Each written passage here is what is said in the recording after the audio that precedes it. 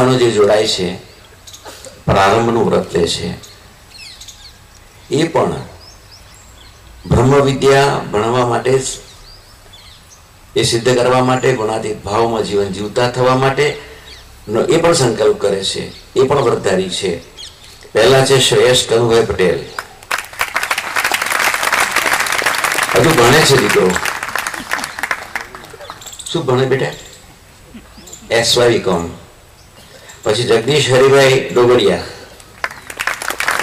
એમને સાહેબ પાસે ઘણી બધી બ્રહ્મ વિદ્યા ભણી લીધી છે. અશોક મણિભાઈ પટેલ, પછી સંજય રતિભાઈ પટેલ, નીરવ રતિલાલ ઝાલાવાડિયા. તું શું ભણે બેટા? પ્રેરક ચંદુભાઈ રતનપરા, જિગ્નેશ હરસુખભાઈ રતનપરા અને આશીષ જીવનભાઈ પટેલ. એ પોતે અહીંયા ગ્રેજ્યુએટ થઈ અને પછી અમેરિકા ગયા અને ત્યાં અત્યારે અમેરિકન સિટીઝન છે.